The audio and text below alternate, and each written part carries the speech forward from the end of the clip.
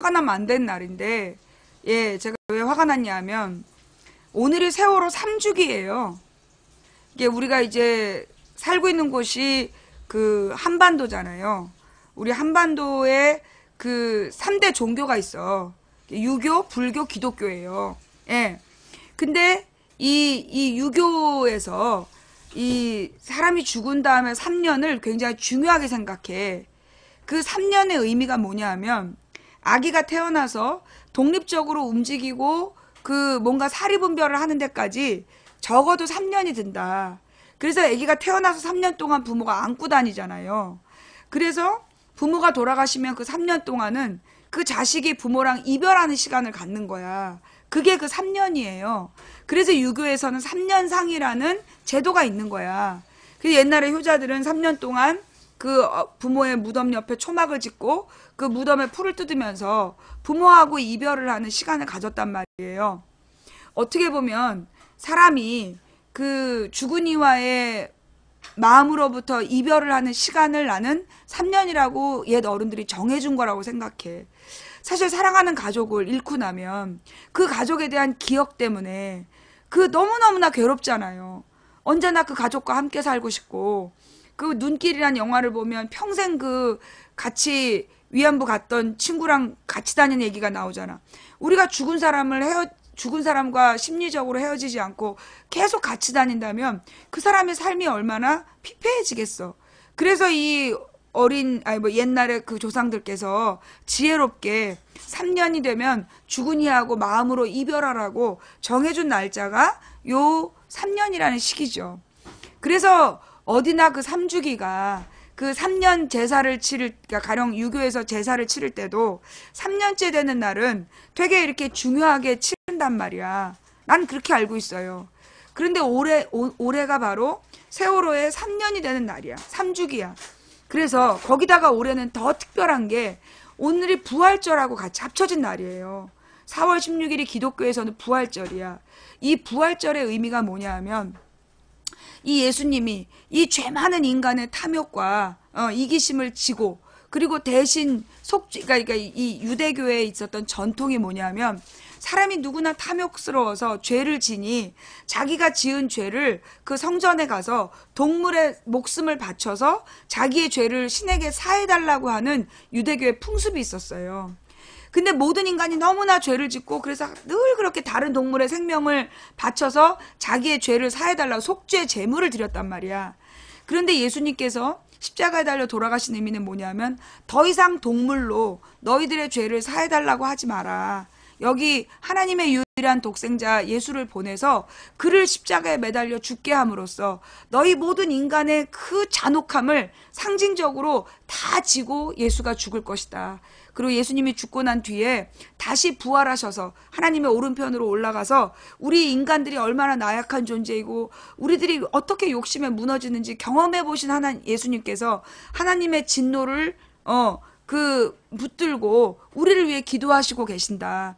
그리고 우리들의 마음속에 예수님의 부활의 증거로 성령을 보내셔서 우리가 그 성령을 마음속에 품고 있으면 그게 하나님의 마음이고 예수님의 마음이라 우리가 이렇게 죄가 많은 존재인데 예수님께서 나를 위해 돌아가셨지. 그러니 내 앞에 죄 짓는 저 사람을 비판하지 말자. 그런 상징으로 성령을 주셨다는 거야. 자, 우리가 이런 마음을 먹을 수 있어요. 저 박근혜와 우병우 저런 새끼들 싹 다 벼락 맞아 죽어야 된다. 저렇게 잘못한 것들은 다 죽어야 돼. 그래요. 하나님께서 그렇게 저 나쁜 것들을 싹 벼락 맞춰 죽일 수가 있어.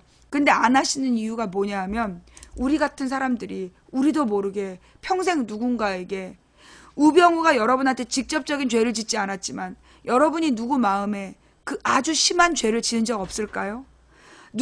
자라오는 과정에서 누군가의 영혼을 쪼개놓는 그런 정말 영혼의 칼을 꽂은 적이 없을까요? 그동안에 사랑했다가 버리고 떠난 연인들은 어떤 마음일까요? 여러분이 자라나면서 형제나 가족들에게 정말 마음의 상처를 준 적이 없을까요? 그들이 그 마음에 받은 상처로 저 잘못한 사람들은 하나님 벼락을 맞아 죽게 해주세요. 그럼 여러분도 다 죽어야 된다는 거야. 우리 모두가 다 죽어야 된다는 거야. 우리가 지은 죄가 어디부터가 죄냐는 거지. 나는 우병우보다 깨끗하다. 나는 박근혜보다 깨끗하다. 근데 어디부터가 죄냐고. 내가 나로 인해 나도 모르게 상처를 준 사람들이 있다면, 우리 신랑이 내가 자기 심장에 박은 대못이 10,000개라서 더 이상 대못 박힐 데가 없다는 얘기를 해.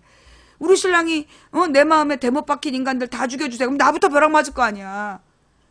그래서 기준이 없기 때문에 하나님께서 모든 인간의 죄를 지고 예수를 돌아가시게 하시고, 중요한 건 내가 이제 그 구약 이번에 2015년 9월부터 내가 성경을 쭉 읽으면서 그 성경에, 제가 우리 망치부인 방송 오래 보신 분들은 아실 거예요.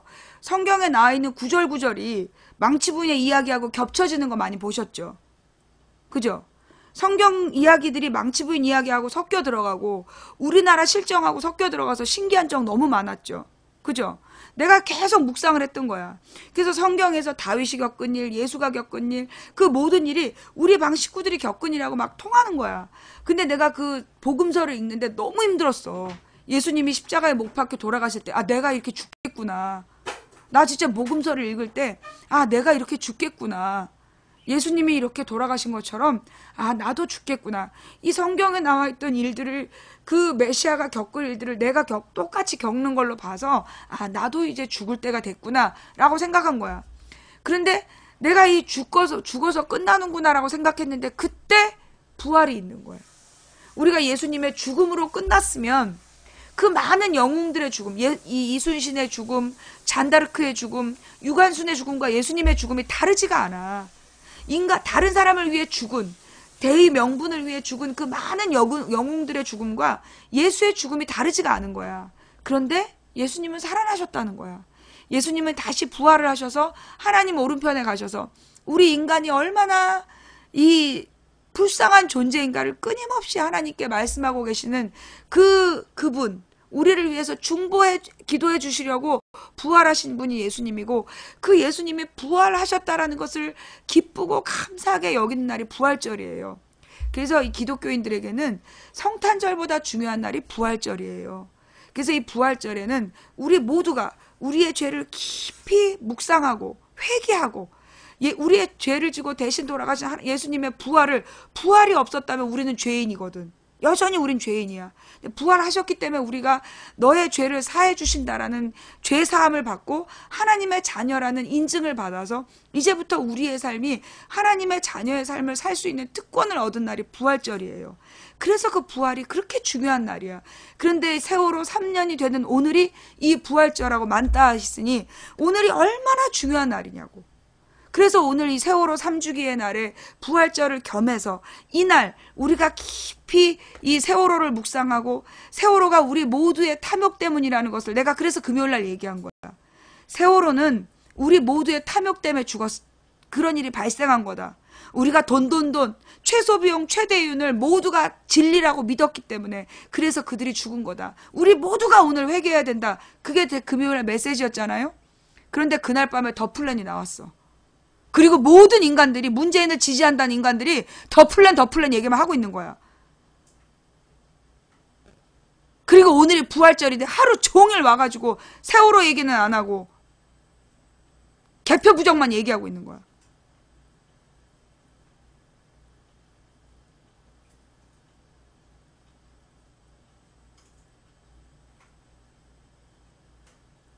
내 마음이 어땠겠냐고.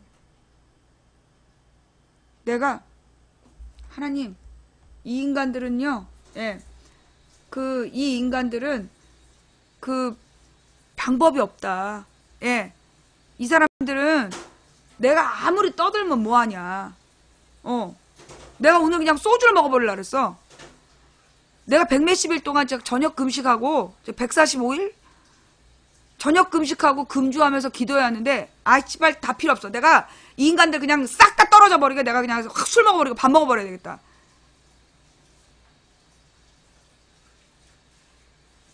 그렇게 얘기를 해도 도로함이 타불이야.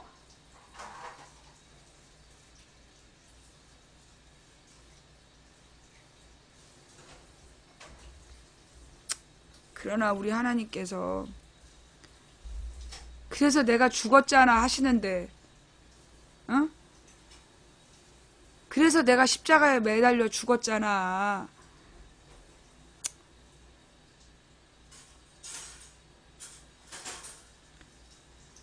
악으로 악을 갚지 말고 선으로 악을 갚으라.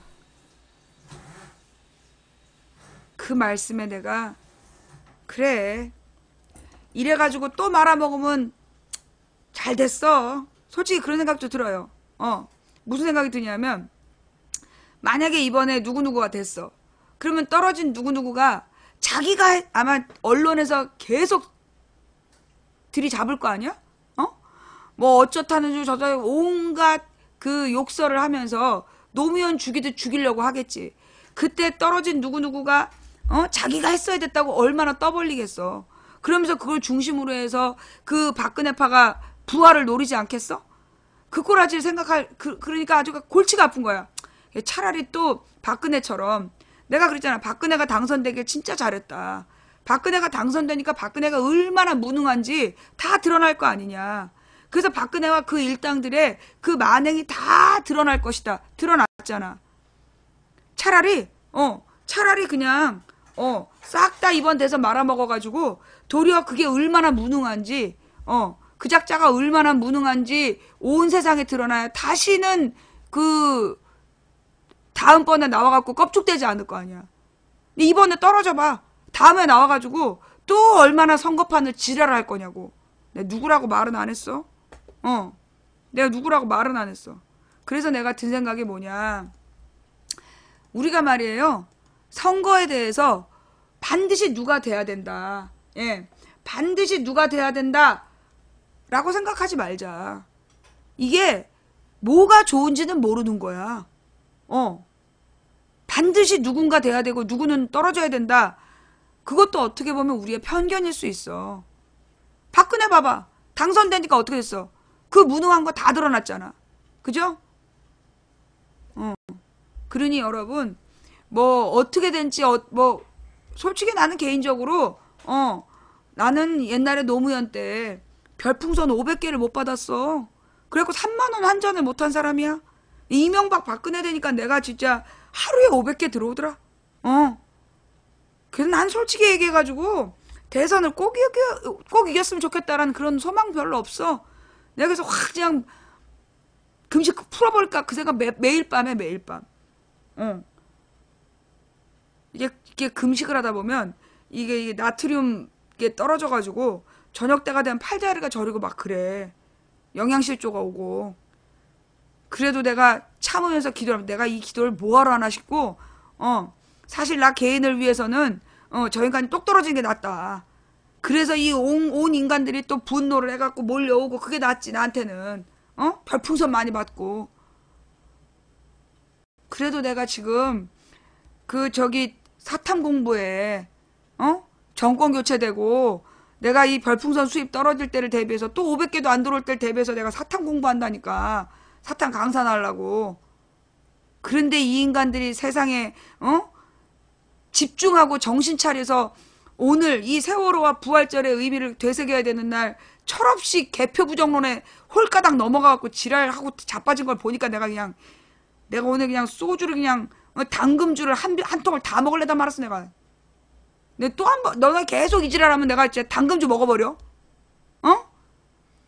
너네 오늘 지나서도 정신 못 차리고 무슨 밴드나 이런데 계속 얘기가 올라온다.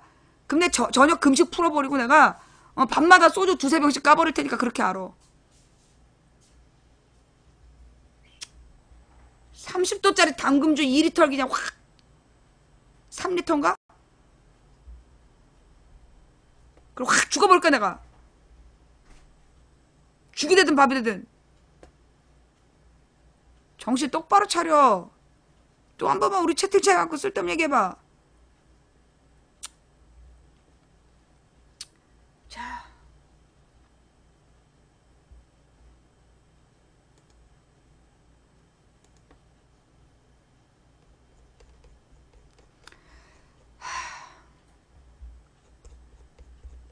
마음을 다시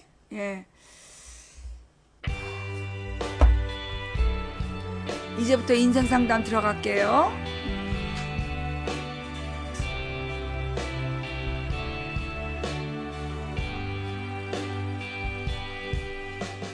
그대여 아무 걱정하지 말아요.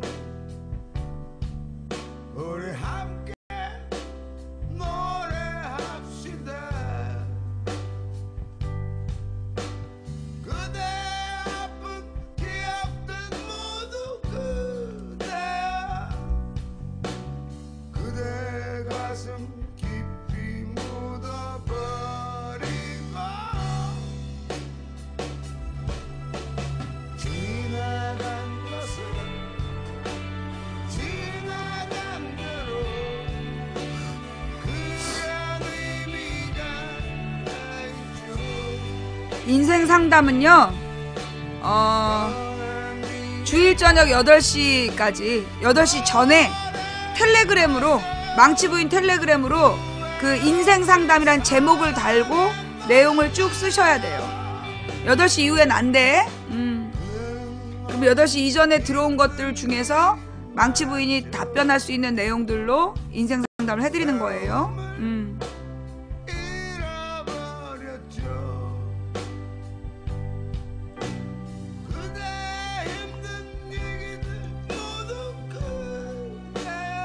텔레그램이 뭐예요? 플레이스토어나 앱스토어에서 텔레그램 이렇게 검색을 해보시면 나와요. 일종의 카톡 같은 거예요. 예. 내가 왜 텔레그램을 쓰냐 하면 우리나라 카톡은 국정원이 계속 들여다봐요. 예. 우리나라 카톡을 국정원이 계속 들여다보기 때문에 그래서 제가 그 텔레그램을 사용해서 시청자들의 이야기를 듣고 있어요. 예. 자, 업들은 하고 가나? 예, 3130분의 업 감사드립니다. 예. 업 안 하고 도망간 인간들아, 오늘 밤 난처한 일을 겪을지어다. 그런 의미가 있죠. 우리 다 함께 노래합시다. 후회 없이 꿈을 꾸었단 말이야. 지나간 것은 지나간 대로 그런 의미가 있죠. 우리 다 함께 노래합시다. 후회 없이 꿈을 꾸었단 말이야. 우리 다 함께 노래합시다. 새로운 꿈을 꾸겠다 말이야. 아직도 정신 못 차렸어. 조심하자고 얘기하는 건데 너무 과민 반응하는 거 아니에요. 니네는 조심하자고 얘기하지 그걸 국정원이 투표하지 말자라고 쓰고 다닌다고. 말귀를 못 알아듣겠어?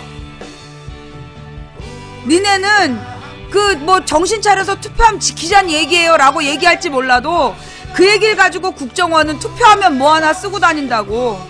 그러면 어린애들이 그 5월 초에 놀러 가면서 그 명분으로 투표하면 뭐하냐 그러고 놀러 간다고. 이 또라이들아. 그렇게 2%만 빠져도 대선은 지는 거야. 머리는 장식용으로 달고 다니니? 나 마음이 진정돼야 인생 상담을 할 수 있어. 어? 내가 마음이 진정돼야 인생 상담을 할 수 있다고. 지금 이 개표 부정론으로 지금 쟤네들이 노리는 게 5월 초에 장기 해외여행 가라. 그리고 투표할 필요 없다. 그 명분 주는 거예요. 젊은 애들 해외여행 가라고. 어차피 그놈이다. 투표해봤자 조작할 텐데 뭐 이따위로 나오는 거야. 그래서 조심하란 얘기야. 특정 후보 언급해서 블랙.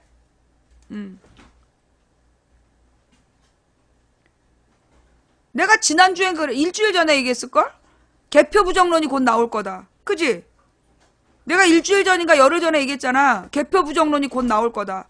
어떻게 이것들은 예측이 한 번도 벗어나질 않아. 그죠? 투표할 필요 없다는 얘기 나오죠? 투표할 필요 없다는 얘기도 나올 거야 아마. 지금부터 댓글에 그놈이다. 그 얘기하고 투표할 필요 없다. 투표하면 뭐 하나. 그 얘기 나온다니까? 그 사전 투표하지 말라고 그러고. 그게 3가지 시리즈야. 그 국정원 네트워크에서 하는 짓이에요. 예. 그거 어떻게 아냐고요? 14년 동안 지켜봤다니까. 14년 동안 이것들이 인터넷에서 무슨 짓거리를 하는지 날마다 그것만 들여다봐봐. 그럼 다음 수가 보여. 아, 이제 요 얘기 할 때가 됐구나. 자, 오늘은 인생 상담이 잘 안 될지도 몰라. 내가 마음이 지금 분노했기 때문에. 자, 첫 번째 인생 상담 들어갑니다. 30살 사회초년생 여자입니다. 제 고민은 직장에서 저에게 거는 기대가 크다는 것입니다. 제가 학력이 높고 장학금 수상 경력이 있다 보니 경력이 없음에도 불구하고 제가 똑똑해서 빨리 배울 거라는 생각에 일을 자세히 가르쳐 주지 않고 골칫거리라고 느끼는 일을 개선해 보라며 넘깁니다. 하지만 저는 손도 느리고 센스가 없어서 결과물이 허접할 경우가 많습니다. 또 전 싹싹한 성격도 아니고 눈치도 없어서 다른 신입들은 이쁨 받고 다니는데 저는 그런 게 없습니다. 아직 수습 기간인데 어떻게 하면 기대에 어긋나지 않게 잘할 수 있을까요? 라고 하셨는데요. 자, 예. 최연수 세무사가 또 뭐라 그랬는데? 그 개표 부정 얘기했어요? 그냥 강퇴시키세요. 예. 네. 그냥 강퇴시켜요. 예. 개표 부정 얘기하면요, 매니저님들 그냥 강퇴시키세요. 예. 자, 이런 경우, 여기는 굉장히 복잡한 문제, 이거 심각한 문제야. 예. 자, 이 사람은 어떻게 보면 많은 우리 직장을 구하는 분들에게는 아주 짜증나는 케이스죠. 학력이 높아. 장학금도 많이 받았어. 수상 경력이 있는 데다가 취업도 됐어. 그래서 여기 있는 많은 분들이 짜증이 날 수 있어요. 그런데 이걸 살짝 바꾸면 여러분들이 어딘가 새로운 일자리를 구해 갔어. 심지어 무슨 편의점 아르바이트라도 마찬가지예요. 조건이 좋으면 넌 잘할 거야. 잘 안 가르쳐 주는 경우 있죠. 그죠? 예. 무슨 매장에 가서 판매하는 영업일이라도 시작을 했는데, 아르바이트 시작했는데 선배들이 잘 안 가르쳐 주는 경우, 이런 경우예요. 예. 자, 이런 경우는 첫째, 목적이 뭔지를 알아야 돼. 요거는 지금 기죽이려는 거야. 예. 이분한테 지금 이제 이 회사 사람들이 가지고 있는, 회사 선배들이 가지고 있는 자세는 뭐냐면 기를 죽이려는 거야. 네가 학력이 좀 높다 이거지, 상 좀 타봤다 이거지, 한번 개고생해봐. 요런 심리로 지금 못돼 처먹은 선배들이 기를 꺾는 중이에요. 자, 이럴 때 제일 필요한 게 뭐냐면, 그래? 한번 해보자. 내가 끝까지 꺾이지 않는 모습을 보일 거다. 그러면 부러져. 그러는 거 아니야. 자, 이럴 때 가장 중요한 건 뭐냐? 팍 굽히는 거야. 이럴 때 가장 중요한 건 바보 컨셉으로 가야 돼. 예. 이게 자기가 뭔가, 내가 알고 있는, 그래서 서울대생들이 대부분 보면 약간 좀 어리버리하게 굴어. 이게 보면 명문대생들이요, 실제로 어리버리하게 굴어요. 그리고 막 그렇게 자기 학력 얘기 안 해. 왜? 학력 얘기하면 상대방이 딱 긴장하고 경계심을 갖게 되면, 라이벌 의식이 나오게 되면 업무에 도움이 안 되거든. 그래서 얘네들은 학력이 좋고 스펙이 좋을수록 딱 숨겨. 그리고 되게 어리숙한 척해. 그래서 상대방의 뭐라 그러나 경계심을 푸는 거야. 이거 되게 중요한 삶의 지혜예요. 본인들이 좀 남들보다 좀 좋은 스펙을 갖고 있다면 어리숙한 스펙으로 가는 게 제일 필요해. 어리숙한 자세. 그리고 자주 물어봐야 돼요. 먼저 고개를 숙이고 먼저 깍듯이 인사하고 선배님들한테 딱 커피 한 잔씩 돌리면서 좀 막 가르쳐주세요 라고 얘기하는, 먼저 다가가는 게 필요해요. 신입들이 해야 되는 건 적극적으로 먼저 물어봐야 되는 거야. 만약에 선배들이 안 가르쳐주면 친구한테 물어보고, 친구도 안 가르쳐주면 바로 윗선배 말고 그 윗선배한테 물어봐야 돼. 자꾸 물어봐야 돼. 그리고 중요한 건 뭘 먼저 하려고 하기보다 관찰을 해야 돼요. 예. 사람들은 무슨 일을 하는지를 잘 관찰을 해야 돼. 자, 이분이 가져야 될 자세는 첫째, 일단 어리숙한 자세. 너무 나는 좀 있는 여자야, 난 여자야, 그런 자세를 버려야 돼. 자신의 부족한 면을 그대로 드러내세요. 예. 자신의 부족한 면을 그대로 드러내고, 제가 일을 잘 못해서요 라고 분명하게 얘기하고, 그리고 자꾸 물어봐야 돼요. 선배들한테 자꾸 물어보고 동료들한테 물어봐야 되고, 자존심을 버려. 나이 어린 동료들한테도 자꾸 물어보셔야 돼요. 그래야지 이거 직장생활을 빨리 할 수 있고요. 괜히 아는 척하고 안 물어보면 안 돼. 먼저 물어봐야 돼. 그리고 세 번째, 관찰력을 키워야 돼요. 예. 그래서 사람들이 어떻게 일을 하는지 보고 배워야 돼. 자기 일만 하는 게 아니라 보고 배워야 돼. 그러니까 낮 동안에 먼저 사람들이 일하는 걸 쫙 보고, 그리고 자기 일을 밤에 하더라도 지금 이제 수습 기간이잖아요. 남들이 일을 어떻게 하는지 선배들이 일하는 모습을 먼저 보고 배워야 돼. 그리고 궁금한 건 딱 체크해놨다가 선배가 딱 쉬는 시간일 때 이건 어떻게 하는 겁니까? 라고 딱 물어보면 그 선배가 자기를 관찰했고 자기를 칭찬하는 거잖아. 그러면 대부분 가르쳐줘요. 예. 그래서 이제 관찰을 많이 하는 게 필요하다. 물어보고 관찰하고 물어봐라. 어? 그리고 좀 어리숙한 자세를 어리숙한 모습을 많이 보여줘라. 친근한 모습을. 그 다음에 중요한 건 남들보다 더 노력해야 돼요. 예. 남들보다 더 노력해야 돼. 어떻게 보면 님은 다른 사람보다 재능이 많아서 공부도 잘했고 그리고 남들보다 좋은 환경에서 공부를 많이 할 기회도 얻었어. 그러면 님은 남들보다 더 많은 일을 해내야 돼. 그러니까 지금 지치지 말고 어떻게 해야 되냐면 나는 이 어려운 일들을 해 나가야 된다. 그러려면 어디부터? 맨 바닥에서부터 차근차근 배워가야 돼요. 그 어려운 일들 맡긴다 그래가지고 짜증을 낼 게 아니라 쉬운 일부터 어떻게 해야 될지를 고민해야 돼. 빨리빨리 성과물을 내려고 하지 말고 이 그 하나를 하더라도 제대로 하겠다라는 그런 자세를 가지고 하나하나 배워야 돼. 정말 똑똑한 사람은 하나를 가지고 10가지를 배울 수 있어요. 예. 네. 그래서 우리 그 사회 초년병이 가져야 될 자세는 무엇보다 5번째 어떤 자세? 포기하지 않는다. 절대 잘릴 때까지 포기하지 않는다. 먼저 사표 쓰지 않는다. 그런 자세를 가져야 돼. 어리숙한 자세, 그 다음에 깊이 관찰하고 많이 물어보고 그리고 남들보다 더 열심히 일해야 된다. 능력이 있으니까. 그리고 포기하지 마라. 예, 잘릴 때까지 포기하지 말고 뻑하면 내 길이 이 길이 아닌가 봐. 그런 생각 쉽게 하지 마세요. 나는 그래. 어딜 가든 거기서 최고가 돼야 그 다음에 인생의 최고가 되는 거예요. 여기는 내 것이 아니야. 이런 사람 치고 잘 된 사람 못 봤어. 직장을 자꾸 옮긴다 그래서 성공하는 거 아니에요. 내가 여기서도 못 버티면 다음에서도 못 버텨. 결혼도 마찬가지야. 이 사람하고 못 견디면 다른 사람하고도 안 되는 거야. 이혼이 답이 아니야. 왜 이혼을 하게 됐는가를 깊이 고민해야 되듯이 내가 왜 이 일을 못하는가를 깊이 고민해야 돼요. 여기서 성공 못하면 당신 루저가 되는 거야. 여기서 무조건 성공해야 돼. 그래서 스카웃돼서 간다. 그런 각오를 갖고 열심히 하시기 바랍니다. 너무나 도움이 안 됐다면 미안합니다. 다음은 너무 긴데 이렇게 길면 안 돼요. 아이 셋 키우는 애기 엄마 10년 동안 여기저기 이사 다니고 집을 사게 됐다. 신혼초 부모님께서 감사하게 전세금을 보태주고 그걸 발판 삼아 둘이 열심히 아끼고 돌려 마련. 그 위로 이제 손위에 시아주버님이 있다. 부모님이 둘 다 똑같이 결혼할 때 보태주신 걸 저희는 조금씩 늘렸고 손위 아주버님네는 사업한다고 모두 말아먹었고 그런데 저희가 집을 사고 난 후 아주버님네도 집을 사야겠다며 부모님께 말씀드린 모양. 여러 가지 복잡한 사연이 있긴 하지만 어머님이 세 받고 계신 집을 팔아 집을 살 모양. 저희 부부는 너무 안타까워요. 몸도 안 좋으신 부모님이 일까지 하시는데 몇 년 후 연세가 더 많으실 땐 더 이상 일을 못할 때 대비해서 갖고 계신 집인데 하고요. 어머님 입장은 힘들게 사는데 보태줘야지 이고 저희는 서운해도 일단 어머님이 갖고 계셔라 이고 아주버님은 저희에게 한마디 논의도 없는 상황. 저희가 설득해서 대출받는 방법으로 하고 어머님은 받고 계신 건 그냥 계속 받으시라고 말씀드리려도 안 들으세요. 형제끼리 동서지간 이러다 서먹할 것 같아요. 모른 척 아무 일 없는 척 해야 될 걸까요? 한마디 해야 할까요?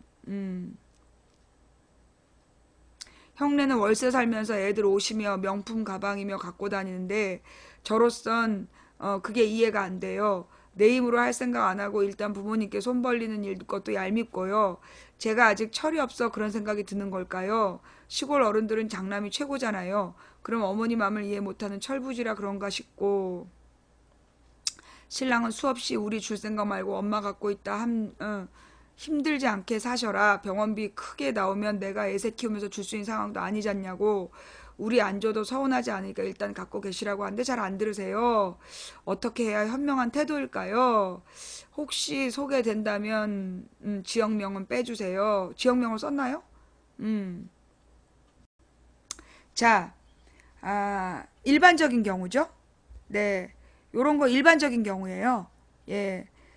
대부분 이제 이런 경우는 이런 경우 생각보다 많습니다. 네. 자, 부모님이 큰아들을 너무 허세로 키운 거죠.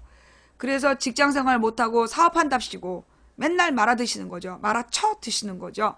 예. 특히 이런 장남들 중에 이런 분들 많아요. 예, 어딜 가서도 회사에 적응을 못하고 내가 이런 일 할 사람이 아니다. 큰일 할 사람이다. 이러면서 꼭 사업한답시고 그 빚을 얻어가지고 말아 쳐드시면서 식구들 해외여행 보내고 명품 가방 사주고 꼭 그런 짓거리를 해요. 그래서 이 그 말아 쳐드신 직장의 직원들이 나중에 인스타그램이나 저기 페북 들어가 보면 월급 밀린 사장님네 사모님이 해외여행에서 뭐 에스프레소를 마시며 이러면서 파리 에펠탑 밑에서 사진 찍어봐. 눈이 뒤집어지는 거야. 그러다가 사장이 칼 맞고 그래요. 꼭 이 그 사업한답시고 집안에 손 벌리는 인간들 꼭 있어. 그런 인간들이 문제야. 예. 아주 못돼 처먹었죠. 무능하면서 또 허세는 있어가지고 혹시 여러분이 그러세요? 그런 짓 하지 마세요. 예. 자, 그런데 말입니다. 이분들이 가져야 될 자세는 뭐냐면 근데 꼭 그런 형제 밑에는 아주 실용적인 아들이 있어. 꼭 둘째들이 더 똘똘해. 그러면 어떻게 보면요. 이 형이 평생 그렇게 사는 이유가 뭐냐면 둘째 때문이에요. 둘째가 너무나 잘났어. 얘는 남이 시키지 않아도 알아서 지 일 잘해. 똑같이 줘도 그걸로 막 돈도 잘 벌어. 그러면 형은 동생보다 나은 형이 되고 싶어서 계속 허세를 부리는 거예요. 어떻게 보면 형의 그 모습은 동생 때문이야. 동생은 내가 알아서 내가 열심히 해서 일 벌린 건데 내가 무슨 잘못이에요? 잘못이에요. 형이 그렇게 그 열등감에 시달리고 있는데 나만 잘 살았잖아. 그죠? 예. 그리고 지금도 아주 현실적으로 부모님 집 팔지 마라 라고 얘기하는 거잖아. 이거 동생에 대한 컴플렉스예요. 그리고 이게 명품이나 이런 거 자꾸 사들인 사람들의 공통점이 뭐냐면 자신감 없는 사람들, 자존감 없는 사람들이 그런 걸 사요. 예. 월세를 사는 이유도 그 돈으로 전세를 살면 되잖아. 뽀대가 안 나거든. 그러니까 내가 볼 때 이 큰 집은 자존감이 너무 없는 집이야. 예. 자존감이 너무 없어서 끊임없이 자기를 허세를 부리는 거예요. 예. 그래서 이제 이거를 제대로 아셔야 되는 거고, 예. 그래서 이 원인은 이 동생이 그 형을 불쌍히 여겨야 돼. 형 부부를. 형 부부를 좀 불쌍히 여겨야 되는 면이 있고요.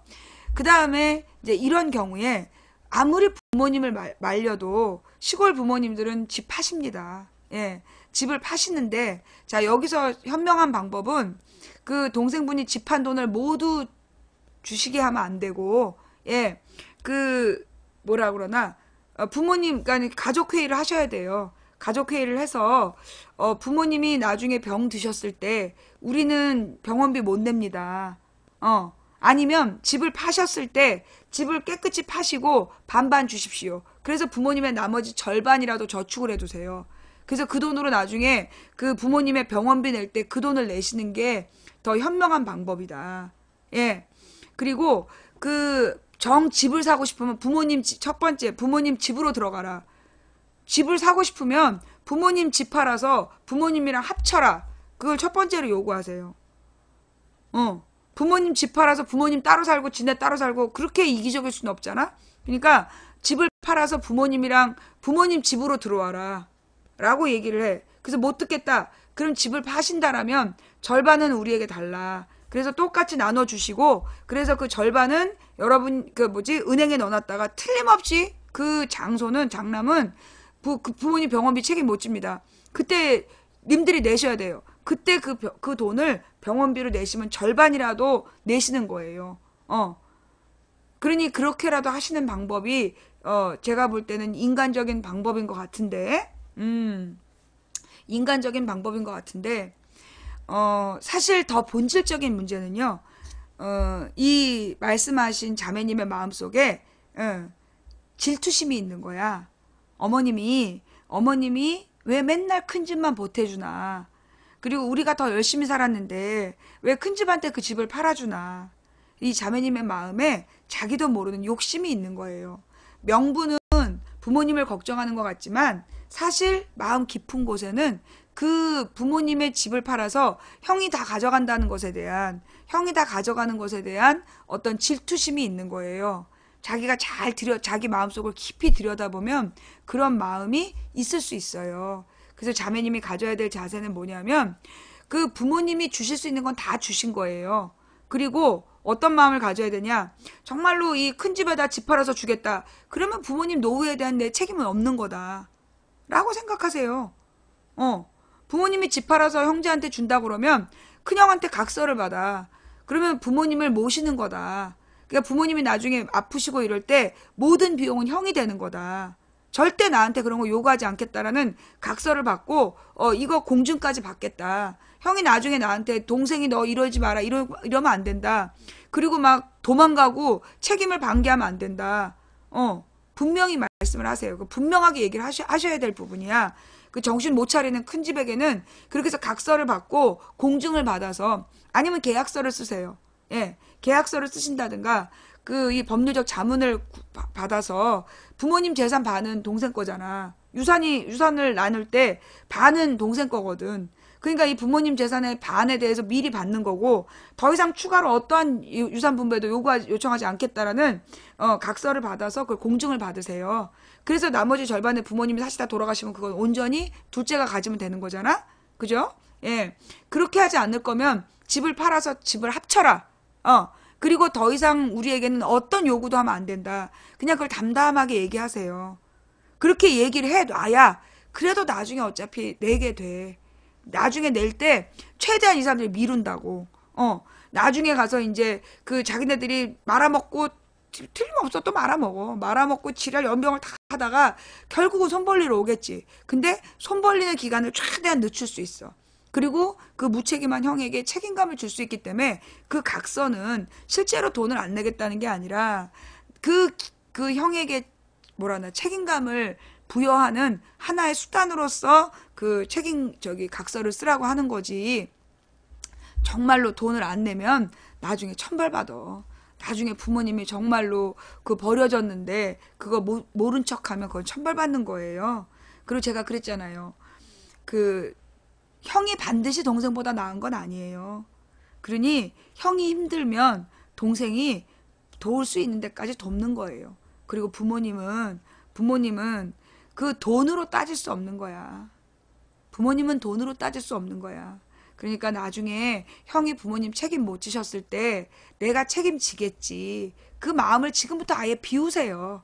마음을 비우시고 그리고 아까워하지 마세요. 내가 그랬잖아. 사기를 당하거나 잃어버리는 재물은 내 것이 아닌 거야. 그 재물이 내게 들어오면 내가 재수 없어지는 거예요. 옛말대로 치면 재수 없다. 한마디로 내 것이 아닌 거야. 그 엉뚱한 돈이 나한테 들어오면 그 재물이 들어올 때 반드시 거기에 안 좋은 기운이 같이 들어와요. 그러니까 내가 날마다 돈 벌어서 부모님께 손 벌리지 않고 살 수 있다는 내 삶에 감사하시면서 그 아버지의 재산은 차라리 빨리 말아먹는 게 나아. 그래야 더 이상 손 안 벌릴 거 아니야? 어차피 그거는 그 큰형이 말아먹게 돼 있어. 그냥 그러려니 하고 마음을 비우세요. 저것은 내 것이 아니다라고 마음을 비우셔야 돼요. 그걸 아까워하면 내 병이 들어. 각서를 받아. 어머님 아버님 어머님 아버님에 대한 모든 노후 비용은 큰형이 된다라는 각서를 받고 마음의 자유함을 얻으세요. 그러나 인간의 도리로 나중에 부모님이 버려졌을 때는 책임지셔야 된다. 그게 인간의 도리야. 어떡하겠어? 형이 모자란 걸. 그 잘난 동생이 책임져야지. 그게 인간의 도리예요. 좀 더 힘센 사람이, 우리가 그러자 바꿔 말하면, 더 힘센 사람이 그 힘이 약한 사람을 도와야 되잖아? 더 유능한 사람이 능력 없는 사람을 도와줘야 되잖아.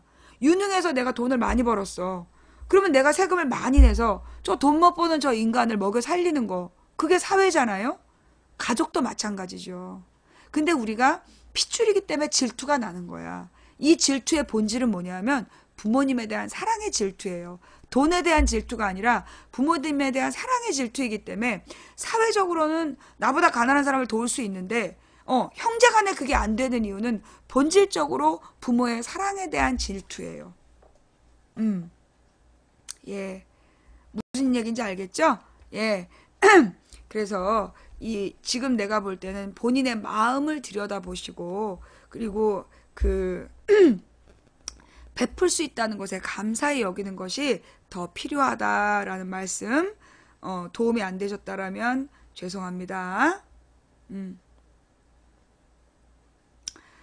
저는 지금 경기도 지방 사립대에 다니고 있는 대학생입니다. 자, 여러분 모든 인생 상담은 일요일 저녁 8시까지 인생 상담이란 제목 하에 800자 이내로 쓰셔야 됩니다. 예. 경기도 지방 사립대에 다니고 있는 대학생입니다. 사실 고등학교 때 그닥 공부를 잘하지 못해 지방 사립대에 왔습니다만 사실 주변에서 가족 친척들이 거기 나오면 아무데도 갈 데 없다면서부터 대학이 평생 꼬리표처럼 쫓아다닌다는 둥 영어 공부해서 편입을 하라는 둥에서 편입시험을 준비했는데 이것도 과마다 두세 명 뽑으니 현실적으로 만만치 않더라고요. 요즘은 외국에서 살다 온 애들도 많고 그래서 최근 망치 부인님의 대학 얘기를 듣고 차라리 등록금으로 해외에 나가는 게 더 큰 안목을 기름으로써 내 인생에 도움이 될까 고민 중이기도 합니다. 참 입시 상담도 아니고 이런 거가 인생 상담인가도 싶지만 일단 보냅니다. 어떻게 해야 할까요? 네, 졸업해서 어디 내밀 수 없는 졸업장을 주는 학교라면 굳이 끝까지 다닐 필요 없습니다. 거기다 더 이상 등록금 내지 마세요. 네. 그 등록금 모아서요.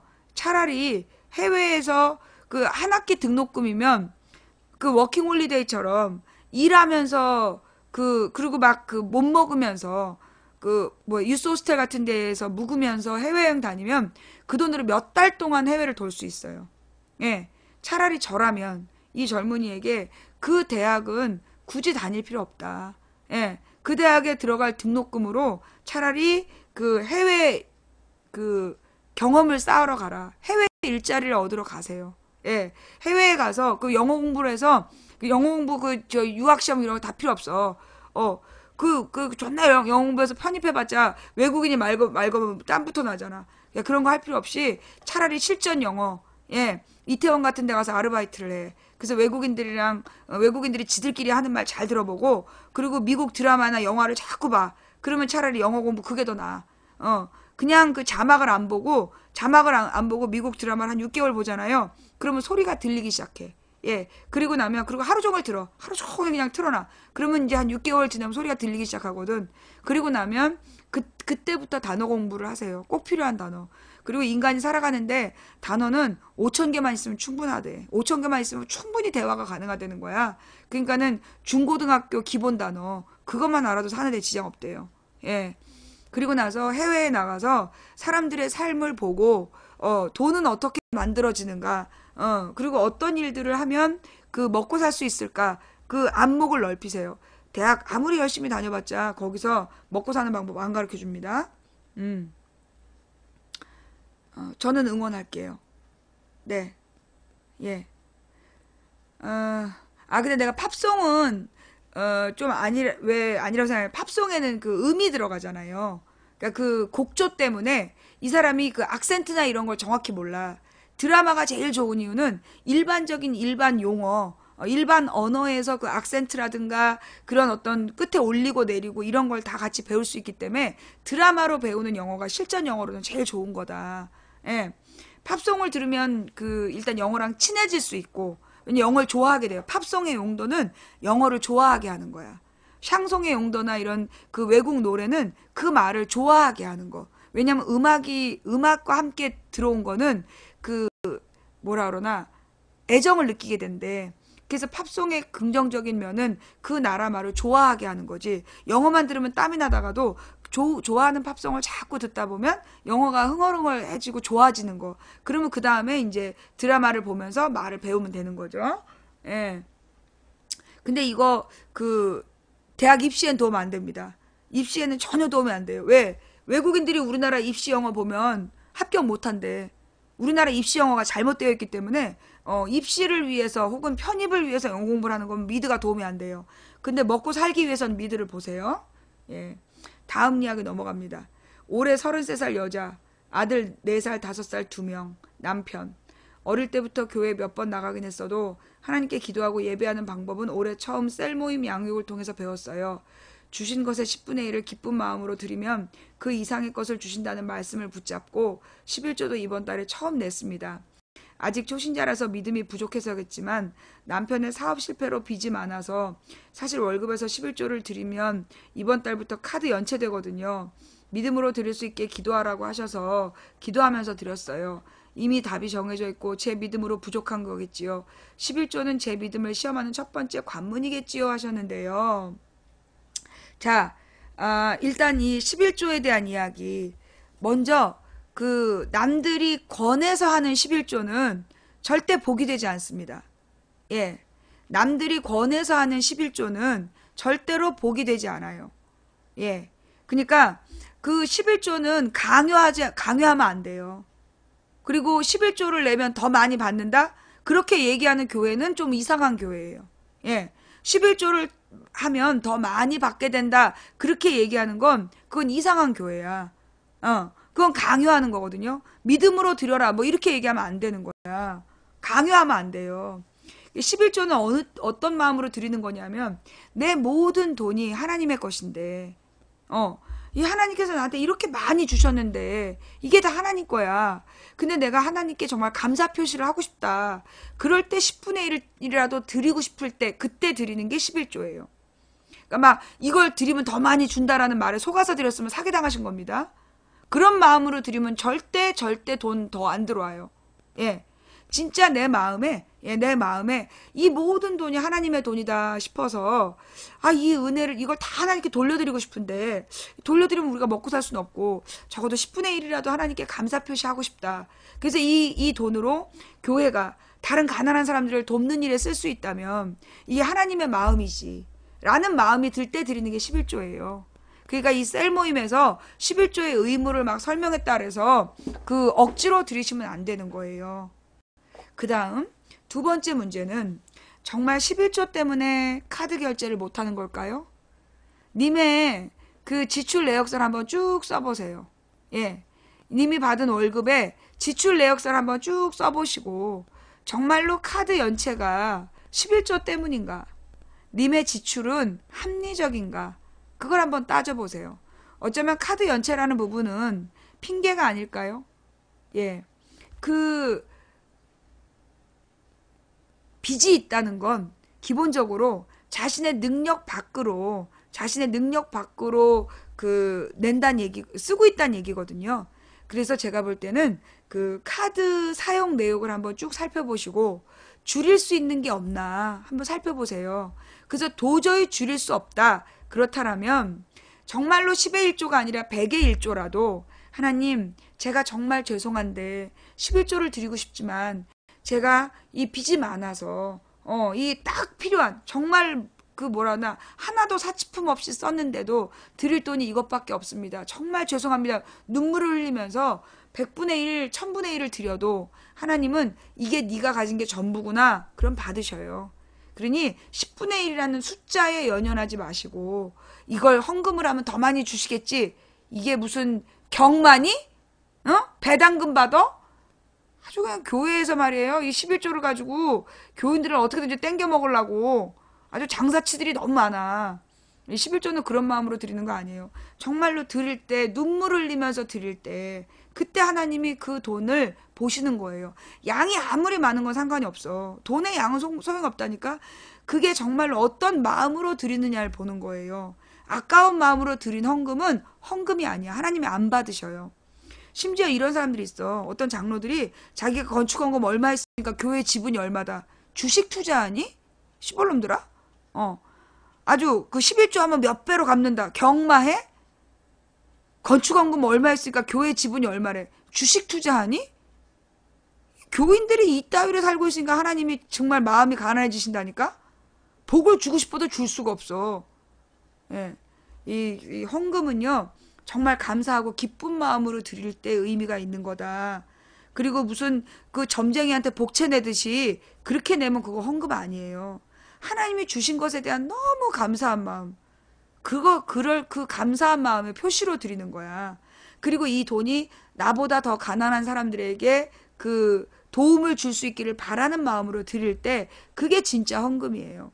그래서 이 예수님께서는 돈을 많이 드린 부자의 헌금보다 그 과부의 2렙돈 아주 하찮은 헌금을 더 귀하게 보신 거야. 저게 저 과부가 가진 전 재산이다. 돈의 양이 많고 적음을 따지지 않으세요. 마음을 보시는 거야. 자, 죄송해요. 오늘 제가 좀 인생 상담이 아니라 너무 세지?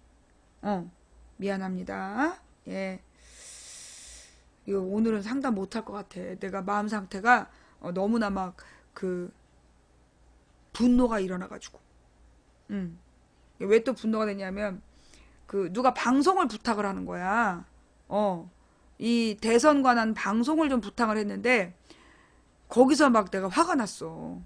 왜 화가 났냐면 내가 그 선거 저기 2012년에 말도 안 되는 이유로 선거법에 걸려서 내가 선거에 대해서 한마디도 할 수 없잖아. 근데 그런 걸 알만한 사람인데 뭐 대선 방송하는 게 어떠냐.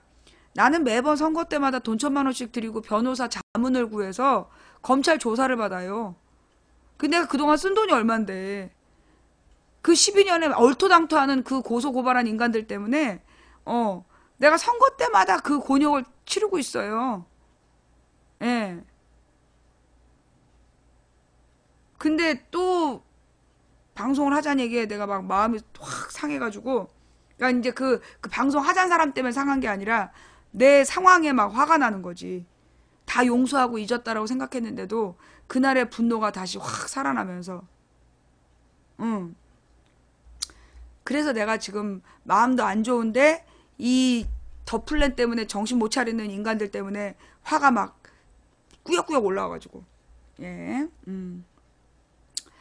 다음 이야기로 그래서 오늘 상담이 좀 너무 독해. 도움이 안 되면 그 안 들으셔도 돼요. 예, 죄송합니다. 예, 제 마음 상태가 그 상담을 할 만한 상태가 못 되는 것 같아요. 예, 정말 죄송하다는 마음.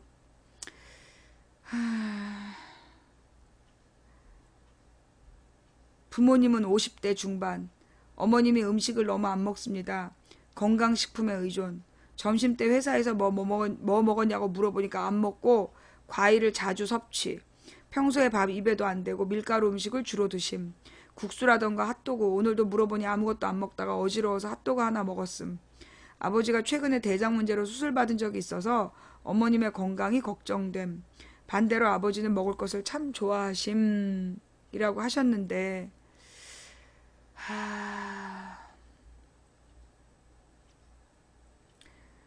따님? 네, 냅두세요. 예. 그 먹는 습관, 못 고쳐요. 예. 어떡하겠어요. 어머님이 50대 중반인데, 어떡하겠어. 못 말려요. 그냥 냅두세요. 예. 그리고, 대신, 부모님이, 보니까 이 어머님이 뭐 핫도그라든가 뭐 밀가루 뭐 이런 거, 주전부리를 좋아하시는 것 같은데, 이 자연드림이라든가 뭐 이렇게 아이쿱 이런 생협에서 파는 질 좋은 유기농 주전부리를 집안에 여기저기 비치해 놔서 어머님의 입맛이 조금 건강식으로 바뀔 수 있도록 해드리는 것 말고는 방법이 없어요. 보니까 아버지도 대장 문제로 수술하셨다는 걸로 봐서 고기 많이 드셨을 것 같아. 이거는 두 분이 이 직장 생활 하시면서 사실 이렇게 보니까 어머님이 직장 생활 하신다는 얘기잖아요. 그죠? 예.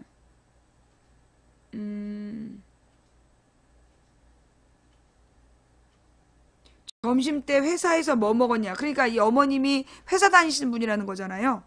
예, 이렇게 직장 생활 하시는 분들이 사실 그렇게 자연식을 할 기회가 없어요. 예. 아이쿱. 예. 아이쿱 이런 저기 생협이나 이런 데서는 웬만하면 친환경 농산물들을 가지고 재료를 만드니까 거기서 만든 간식들을 좀 사드리는 게 낫고요. 이게 이제 두 분이 직장 생활 하시다 보면 남자들은 술 좋아하고 고기 좋아하고 왜냐하면 남자들이 하루 종일 쌓인 스트레스를 하루 종일 쌓인 스트레스를 저녁 때 술 먹고 고기 먹으면서 풀거든. 너무나 긴장돼서 있었기 때문에 저녁 때 술 한 잔에 삼겹살을 먹어야 그래야 이렇게 좀 속이 든든하고 마음의 위로가 되는 거야. 그래서 자꾸 먹는데 그게 대장을 썩게 만드는 대장암의 가장 원인이죠. 삼겹살의 소주가 만병의 근원이에요.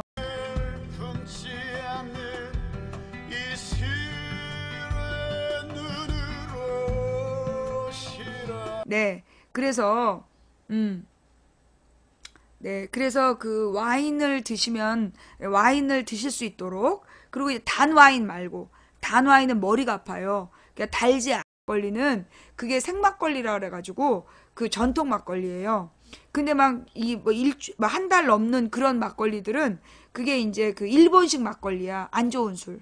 예. 막걸리도 그 뭐 한 이렇게 일본식으로 만든 막걸리는 좋은 술이 아니다. 예.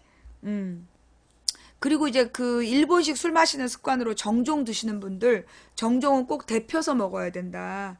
예, 예, 예. 그래서 그 이 술에도 다 종류가 있는데, 그 뭐라 그러나, 고기를 먹을 때는 레드 와인, 예, 고기를 먹을 때는 레드 와인이랑 먹는 게 좋다더라. 예, 그리고 그 삼겹살은 별로 안 좋은 고기예요. 원래 삼겹살이 그 제일 싼 고기야. 기름이 많아서. 그래서 그 삼겹살은 원래 다 버리던 고기라 그게 되게 싸니까 옛날에 이제 막장에서 뭐라 그러나 광산에 계시는 분들이 석탄을 흡입하면서 일을 하고 그 저기 돼지 기름을 먹으면 삼겹살을 먹고 돼지 기름을 먹으면 목이 좀 부드러워진다. 그런 속설 때문에 그래서 이제 삼겹살을 먹기 시작했는데 그래서 삼겹살이 서민 음식 이러면서 그 고소한 그 돼지 기름이 타면서 고소한 맛을 내는 것 때문에 사람들이 삼겹살을 먹기 시작했는데 그 삼겹살이 건강에 굉장히 안 좋아요. 그래서 차라리 목살, 예, 목살이나 전지살 이런 것들을 기름을 제거하고 구워서 드시는 예, 그런 음식을 해서 부모님께 잘 이렇게 초대해서 그런 걸 드시게끔 유도해 보는 거, 예, 그게 좀 낫지 않을까. 그래서 좀 괜찮은 음식을 드시는 습관을 들여야지 잔소리만 해서 되는 건 아니다, 부모님께.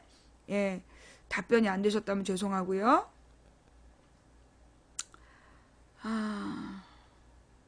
저는 망치 부인님께서 하시고 이루셨던 역할과 망치 철학을 이어가고 싶은 군입대를 앞둔 대학생입니다. 망부님의 아프리카에서 진실을 말하는 소리가 30대 이상 분들께는 마음을 움직였지만 10대에서 20대 분들께는 아직 전해지지 않은 것 같다. 이분들을 타겟으로 저도 시사방송 컨텐츠에 도전해보고 싶습니다. 아직 많이 부족하지만 공부도 하고 있고 방송 열심히 보고 있습니다.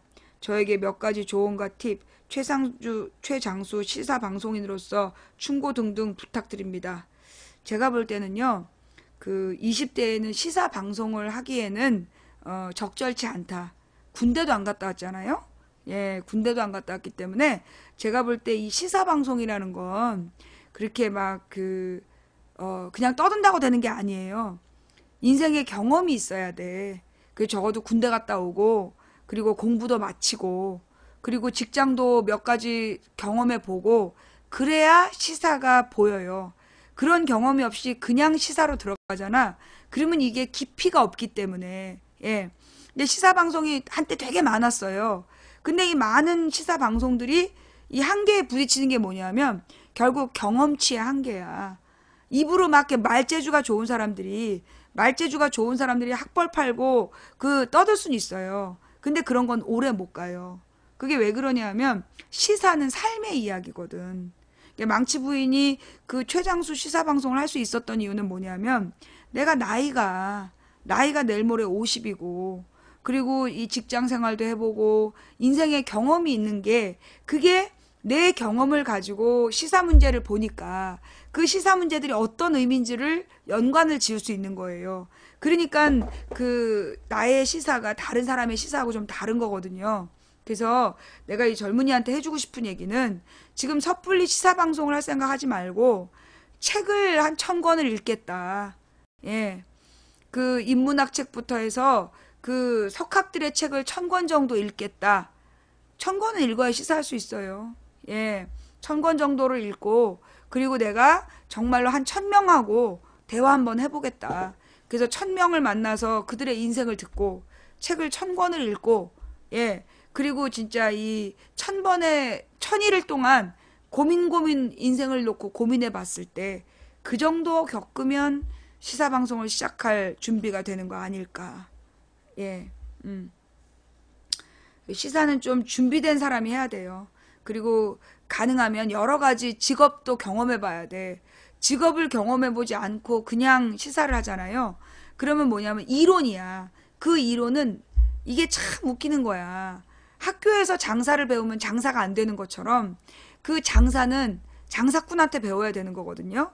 예, 그래서 이 그 직장을 다녀본 사람이 시사를 제대로 알아요. 그래서 직장 경험도 먼저 해보라는 이야기를 먼저 꼭 해드리고 싶습니다.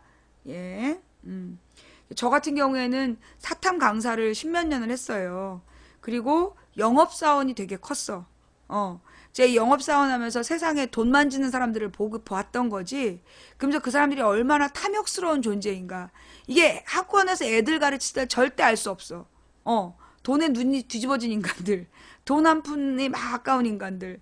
그러면서도 얼마 못 벌면서도 가족을 생각하는 사람들. 아주 다양한 이 사람들 만났던 게 영업사원 경험이었고, 그 다음에 이제 여의도에서 4년 동안 정치연구소에 있으면서 그 정치판이라는 게 어떻게 돌아가고 어떤 원리를 갖고 있구나.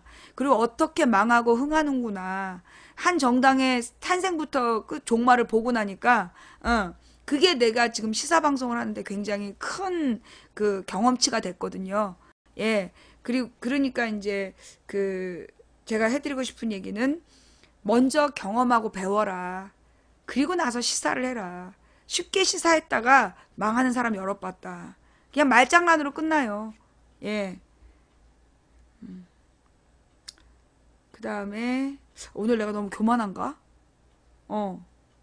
내가 너무 교만한가? 예. 죄송해요. 제가 너무 교만하게 보였다면 저 인생 상담 신청하신 분께 죄송하다는 말씀 드립니다. 저는 40대 초반의 기혼 여성이고 현직 교사로 중등학교에서 15년간 근무하다가 당시 학교의 모 부장교사와 교감의 성희롱 및 허위사실 유포로 인해 결백을 주장하다 오히려 제가 스스로 퇴직할 수밖에 없는 지경에 이르러 퇴직 후 지금은 다른 지역에서 기간제 교사로 근무하며 15년 만에 다시 임용고시를 준비하고 있습니다. 미련 없이 버리고 나왔다지만 가끔씩 들끓는 그들에 대한 분노로 힘이 들고 지금이라도 교육당국에 접수하면 처벌할 수 있다지만 그렇게까지 해야 하느냐는 갈등 사이에서 때때로 딜레마에 빠집니다. 그들을 지금이라도 용서라는 미명하에 과거로 덮는 게 나을지 지금이라도 적법한 처벌을 받게 하는 게 나을지 조언을 부탁드립니다. 이게 어느 시점이 중요한데요. 이 성희롱 문제도 저기가 있어요. 공소시효. 예. 이런 성희롱 문제의 공소시효를 한번 그 변호사랑 의논을 해보시는 게 좋을 것 같고요. 그 다음에 아마 공소시효가 지났으면 처벌이, 예, 가벼워질 수밖에 없어요. 너무 오래 고생하시면서 시간이 오래 지났으면 이게 공소시효가 없을 수 있습니다. 이게 지났을 수 있어요. 그러면 이거는 이제 처벌이 안 돼요. 예. 처벌이 안 될 수 있고요. 근데 보니까 이제 15년간 근무하다가 그만두고 기간제 교사를 하면서 다시 15년 만에 임용고시를 준비한다는 거야. 그러니까 이게 지금 그만둔 지 얼마 안 된 거야. 그죠? 그만둔 지 그러니까 1년이 안 됐다는 거예요. 자, 그렇다면 이 부분은 교육청에 고발하셔야 돼요. 예. 교육청에 제보하시고요. 스스로 사퇴 원인이 이거였다. 이걸 밝히셔야 돼요. 그래야 이 인간들이 또 그런 짓을 못하기 때문에. 근데 중요한 건 증거가 있어야 돼. 예. 증거하고 증인이 중요한데, 보통 증인이 그 학교에 계신 선생님들이 증인을 서주시기 어렵잖아요. 그 학교에 계시다가 나간 선생님 중에 증언을 서주실 만한 선생님을 섭외할 수 있다면, 증언과 증인을 확보하고, 그리고 그 증거, 이제 성희롱을 했다라는 뭐 영상이라든가 녹음이라든가 이런 게 있다면 훨씬 더 징계가 쉬울 거예요. 예. 그래서 해당 교육청에다가 제보하시고 이거 싸우셔야 됩니다. 예. 왜냐하면 이런 경우는 너무 억울하기 때문에 그냥 참으시면 이건 용서하시면 그러니까 이제 자 순서대로 이런 사람들을 그냥 두잖아요. 그러면 이 사람들은 선생님이 아니라 다른 선생님한테 또 그럴 거예요. 그죠? 예. 다른 선생님한테 또 성희롱을 하고 지랄을 할 거예요. 그래서 이 사람들은 버릇을 고치기 위해서라도 교육청에 고발을 해서 징계를 받게 해야 돼. 조사를 받고 징계를 받게 해야 제2, 제3의 피해자를 막을 수 있어요. 그래서 이건 반드시 제보하시고 해결하셔야 될 문제이다. 첫째, 또 다른 피해자를 막기 위해서. 둘째, 이건 너무나 억울한 상황이기 때문에 이들을 조치하지 않고 그냥 덮으시면 평생 이걸로 화병이 나고요. 우울증과 기타 등등 안 좋은 증세들이 나타나요. 그래서 선생님을 위해서도 이 사람들은 법적인 절차를 밟으셔야 합니다. 예. 그 다음에 세 번째. 그럼 용서란 뭐냐? 용서는 뭐냐면 법적인 절차로 그 다 제보하고 그 절차를 밟으신 뒤에 결과에 대해서 관심을 끊는 거. 그게 용서예요. 용서란 이 사람이 처벌받아야 되는 법적인 절차상 그 조치를 받아야 되는 모든 과정의 자료를 교육청에 넘기세요. 그래서 다 넘기신 뒤 증인 증언까지 다 확보를 해서 다 넘기시고 그 결과에 대해서는 잊으세요. 그게 용서예요. 그 사람이 처벌을 안 받을 수도 있어요. 그러면 처벌을 안 받은 것 때문에 막 속상하고 억울할 수 있잖아요. 근데 그 사람이 처벌을 안 받는다면 잘 된 거예요. 왜? 하나님이 천벌을 주신다는 거야. 분명히 죄를 지었는데 죄를 피해가는 사람이 있어요. 그 사람 몇십 년 지난 뒤에 추적 조사해봐. 끔찍한 천벌 받아. 분명히 죄를 졌어. 근데 법적인 그 테두리를 벗어나가지고 벗어난 인간들이 있거든요. 몇 년 뒤에 보면요. 진짜 차라리 그때 그 법적인 처벌 받는 게 나았어. 나중에 하나님이 천벌을 내리신다니까 너무너무 잔혹한 천벌을 내리셔요. 그러니까 그 사람이 그 법적인 처벌을 받았든 징계를 받았든 잊어버리세요. 님은 할 일을 다 한 거야. 그냥 깨끗이 그래 내가 할 일은 다 했어. 만약에 저놈이 그동안 쌓은 복이 있으면 간단하게 처벌을 받을 것이고 여기서 처벌을 안 받으면 저놈은 천벌을 받겠구나. 그러면서 하나님께 모든 걸 맡기시고 이제 새로운 삶에 이제 새로운 삶으로 질주하시면 되는 거예요. 그게 제가 해드릴 수 있는 제 수준의 그 상담인데 도움이 안 되셨다면 예, 죄송합니다. 예.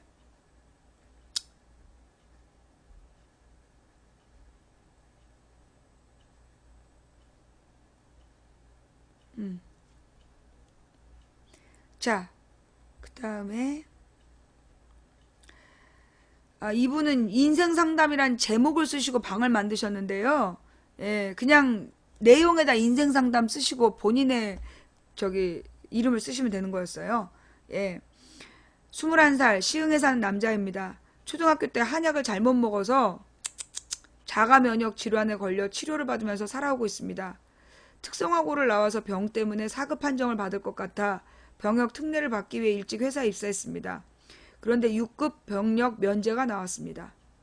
이 회사에 다닐 이유가 없고 대학을 갈까 고민을 하다가 1년이 지났습니다.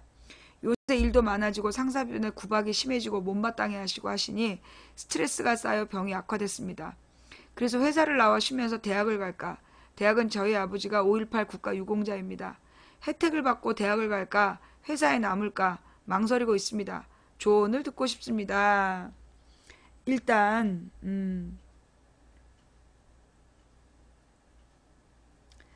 이분한테 제가 해드리고 싶은 얘기는 뭐냐면 첫째, 한약을 잘못 먹어서 생긴 병이 맞는지 이게 한약을 잘못 먹어서 생긴 병이 맞습니까? 한약은 대부분 이제 식품과 비슷한 거예요. 근데 그거를 먹고 자가 면역 질환에 걸렸다는 건, 예, 이건 조금 뭔가 원인을 잘못 알고 계신 거 아닌지, 예. 그래서 이 원인을 좀 한번 확인해 보실 필요가 있는 것 같고요. 두 번째로는 이분이 지금 4급 판정을 받을 것 같아서 병역 특례 회사에 입사를 했어. 이분은 어떤 스타일이냐면 미리 막 계산을 하고 걱정을 해가지고 뭔가를 하는 스타일이야. 근데 6급 면제가 나온 거야. 병 때문에. 자가 면역 질환. 이러면 군대 못 가. 그래갖고 이제 이분이 군대를 못 가는데 병역 특례 회사를 계속 다닐 필요가 없는 거죠. 그죠? 예. 계속 그 회사를 다닐 필요는 저는 없다라고 보여요. 가령 그 회사를 다녀서 일단 이분이 회사를 다닐 거냐 말 거냐를 결정하기 전에 뭘 가져야 되냐면 이 회사를 계속 다녔을 때의 장점, 그 다음에 회사를 그만뒀을 때의 진로, 이 부분을 좀 명확히 해야 돼요. 그래서 이제 장점과 단점, 지금 단점은 그 회사 상사가 계속 괴롭히고 있는 건데, 내가 볼 때 아마도 이 병역 면제 판정 받은 다음에 상사의 한마디가 더 다르게 들렸을 거야.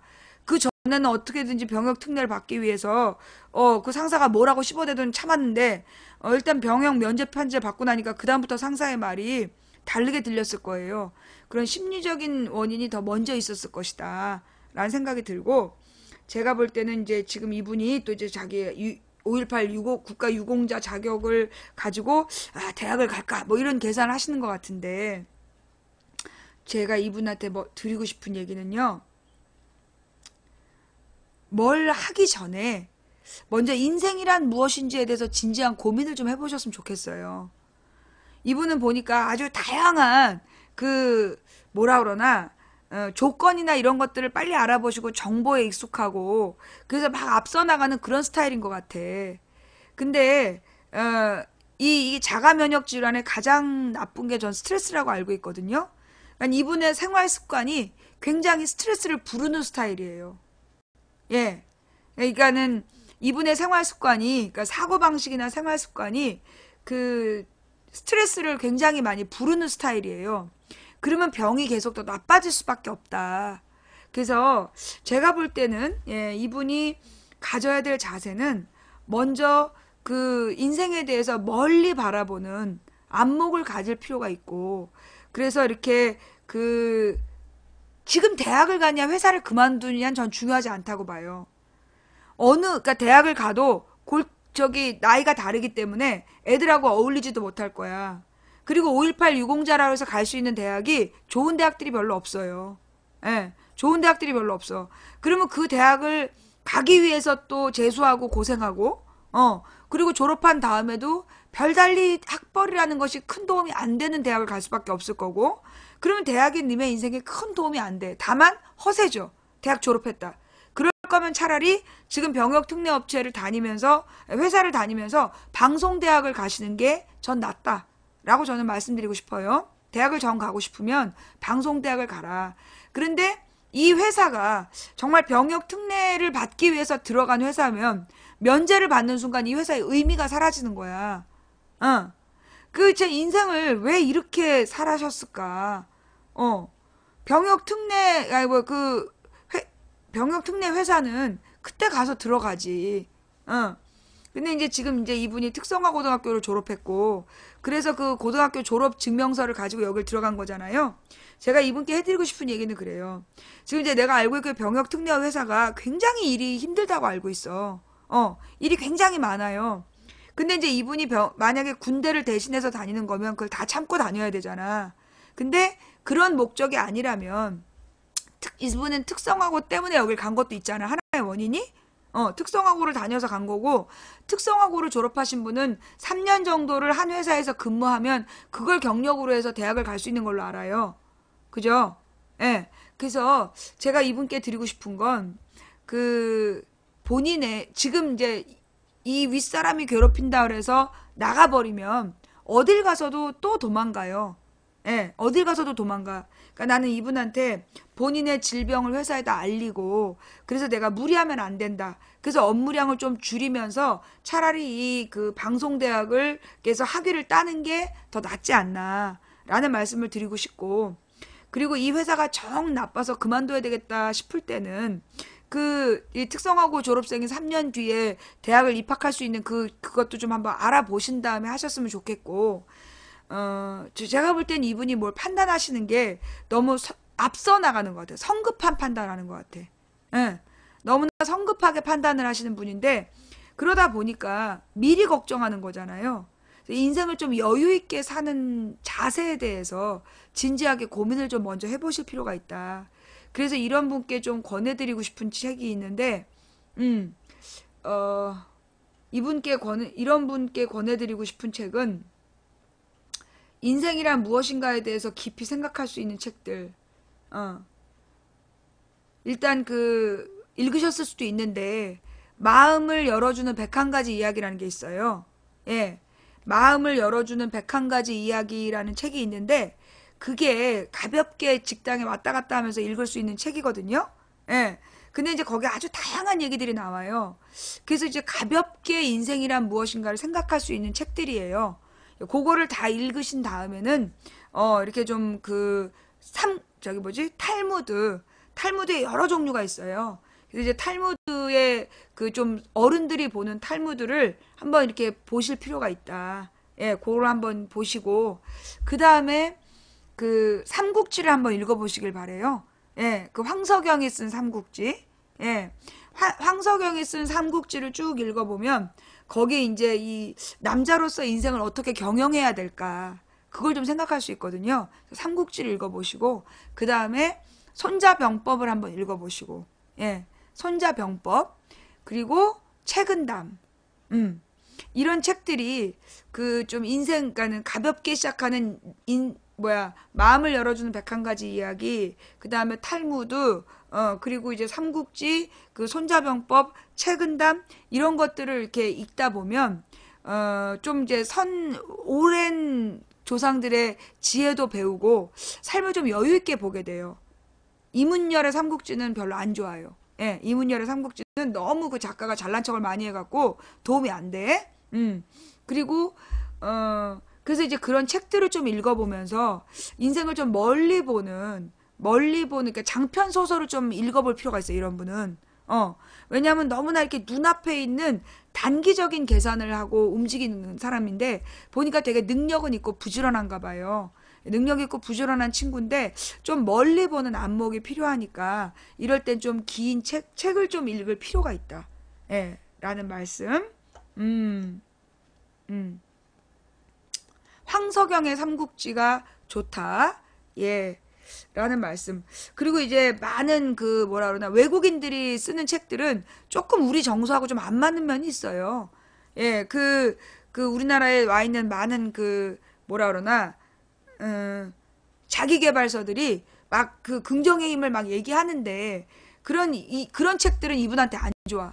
예. 막 이렇게 그 소위 보험 영업하고 이런 분들이 권해주시는 책들 있잖아요. 지금 이 사람한테 그 책 안 좋아요. 왜냐하면 그런 책들은 뭔가를 막 더 열심히 하라고 빨리빨리 하라고 막 그러거든.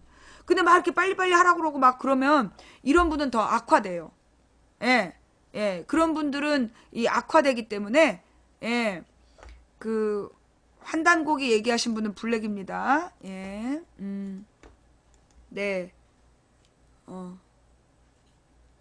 네. 그래서 이분은 뭘 막 눈앞에 있는 걸 빨리빨리 해결하려고 하기보다 인생을 멀리 깊이 보는 그거에 지금은 좀 노력할 때다 해서 회사 일은 좀 병을 핑계로 좀 줄이고 그러면서 좀 이렇게 책을 읽으면서 본인의 삶의 자세에 대해서 한번 진지하게 검토해 보실 필요가 있지 않나 감히 예, 그런 말씀을 좀 드립니다. 자, 예, 음, 음, 음,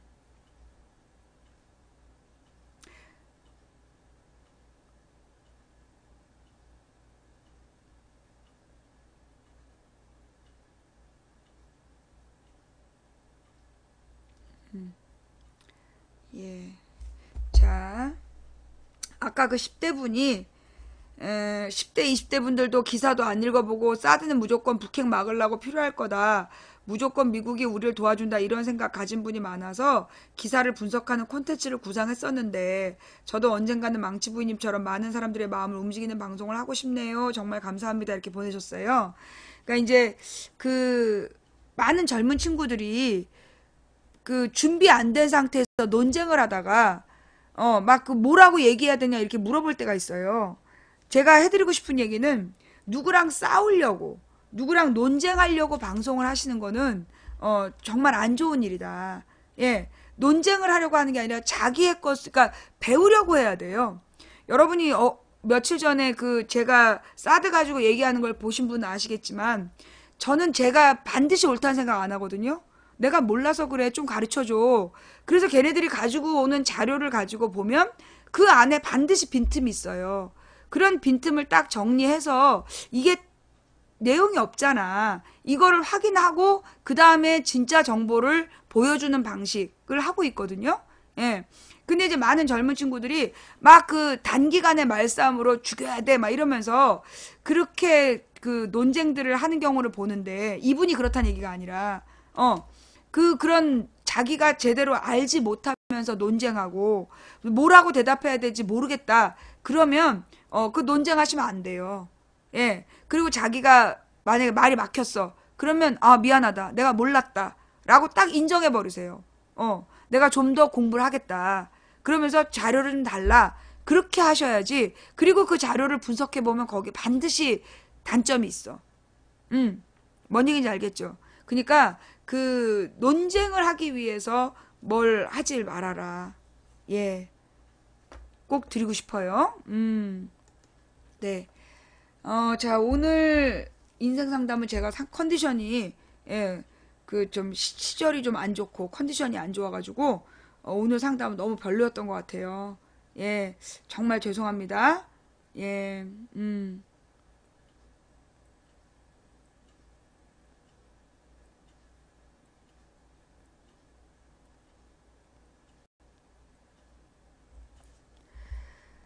어, 최승호 PD가 1000개 이상의 욕을 먹고, 참, 나는 이 1000개의 욕을 한 애들 국정원일 거라고 봐. 최승호 PD의 글을 읽어보니까 논리 정연하더만. 최승호 PD한테 악플을 단 1000명이 나는 상당수가 국정원 네트워크라고 봐요. 예. 그 최승호 PD한테 악플을 단 애들은 내가 볼 때는 그 국정원 네트워크일 거다. 왜냐하면 내가 볼 때 더 플랜을 팔아서 투표할 필요 없다. 그놈이 그놈이다. 그러면서 몰아가려고 나는 이거 작전 피고 있는 거라고 보거든요. 예. 네. 그러니까 여러분은 덩달이 되지 마시고, 예. 뉴스타파 만든 사람이 최승호 PD인데, 그 최승호 PD가 더 플랜이란 영화에 대한 비평을 썼어. 여기 뭔가 이렇게 내가 계속 얘기했던, 왜 인증을 안 했냐. 이건 막연한 추론으로 그럴싸하게 말 맞추기란 거야. 개표 부정 애들의 문제가 그거거든요. 그럴싸해. 그런데 그럼 왜 선관위하고 다이다이 안 떴냐고. 선관위하고 막 이 내용을 가지고 고소 고발을 하고 몇 년 동안 싸울 수 있는데 안 싸웠거든. 그리고 대선을 앞두고 뻥 터트려? 이것부터가 불손하다는 거야. 그동안에 선관위를 고소 고발했어야지, 3년 동안. 그래서 선관위가 유죄 판결 받나 무죄 판결 받나 인증했어야지. 근데 그런 절차 없이 나온 거는, 이거는 뭔가 이상하다는 거죠. 예. 근데 그렇게 이제, 이 최승호 PD가, 굉장히 중립적으로 썼어. 왜 선관위를 가서 물고 늘어지지 않았냐. 그걸 지적한 거거든요. 나랑 똑같은 지점이야. 그걸 가지고 악플을 다룬 거야. 나는 그거 국정원일 가능성이 크다고 봐요. 자기도 모르게 최승호 PD한테 악플 달았으면 가서 지우고 사죄하세요. 예. 자, 이거 마지막까지 이놈의 더 플랜 때문에 내가 지금 죄송해요. 예.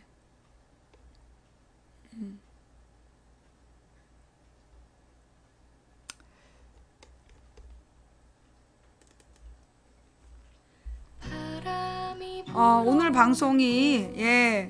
방송이 원래는 인생수다방 하는 날인데, 예, 오늘이 이제 그 세월호 3주기이면서 그 부활절인데, 오늘 또 인터넷에서 쓸데없는 얘기하는 인간들 때문에 제가 너무나 화가 나서 그 화를 다스리지 못하고 오늘 인생상담이랍시고 한다고, 오늘 또 이 귀한 사연들 보내신 분들께 도움 안 되는 이야기해서 죄송해요. 예, 이게 좀 마음을 이렇게 부활절에 맞게 기쁘고 감사한 마음으로 해야 되는데, 그러지 못해서 진심으로 죄송하고요. 예, 이러다가 이 인생상담 접게 생겼어. 일부러 얘네들이 인생상담 막으려고 혹시 더 플랜을 공개한 건가? 가령 자백 같은 경우에는 정말 이 밝혀진 진실, 법정 투쟁을 가지고 만든 영화이고, 예, 이 더 플랜 같은 경우에는 추측을 가지고 객관적으로긴 인증 없이 한 거잖아. 기계가 문제라는 둥, 어?